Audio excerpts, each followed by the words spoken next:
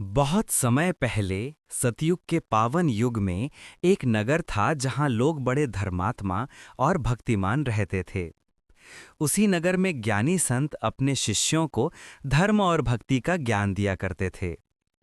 एक दिन एक शिष्य ने प्रश्न किया, शिष्य, गुरुदेव कृपया हमें बताइए कि ग्यारस का व्रत क्यों किया जाता है, इसका क्या महत्व है।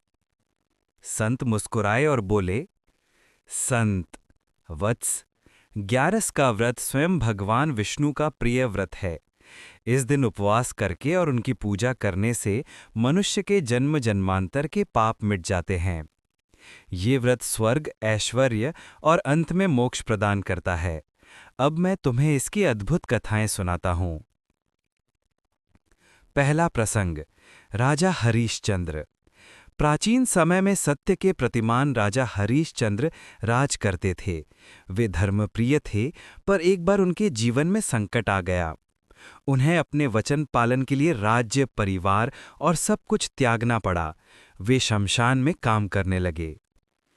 एक दिन उन्हें एक ऋषि ने स्वप्न में दर्शन दिए और कहा, ऋषि राजन, यदि तुम ग्यारस का व्रत करोगे तो तुम्हारे सारे दुख दूर होंगे। राजा ने श्रद्धा से व्रत किया। अगले ही दिन उनका संकट समाप्त हुआ, सत्य की जीत हुई और उन्हें पुनः राजपद मिला।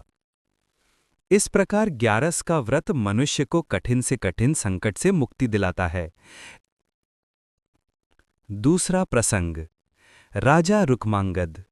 सतयुग में राजा रुक्मांगद भी ग्यारस का व्रत किया करते थे। वे इतने नियम प्रिय थे कि युद्ध भूमि में हों या वनवास में, हर स्थिति में व्रत का पालन करते। उनकी पत्नी, प्रजा और सैनिक सभी इस व्रत को मानते थे। कहा जाता है कि उनकी इस श्रद्धा के कारण पूरा राज्य सुख, शांति और समृद्धि से भर गया। ग्यारस का व्रत न केवल व्यक्ति को बल्कि पूरे समाज और राज्य को सुखी बना देता है। तीसरा प्रसंग, भगवान कृष्ण और अर्जुन। महाभारत के समय में अर्जुन ने श्री कृष्ण से पूछा, अर्जुन, प्रभु ग्यारस का व्रत इतना विशेष क्यों है? श्री कृष्ण ने उत्तर दिया, पार्थ, इस दिन यदि कोई मनुष्य उपवास कर श्रद्धा से मेरा ध्यान करता है तो उसके हजारों यज्ञों के समान पुण्य हो जाता है। जिसने ग्यारस का व्रत किया वो मेरे धाम को प्राप्त करता है और कभी पुनः जन्म नहीं लेता। अर्जुन ये सुनकर भाव विभोर हो गए और उन्होंने भी ग्यारस का व्रत करने का संकल्प लिया। व्रत की विधि।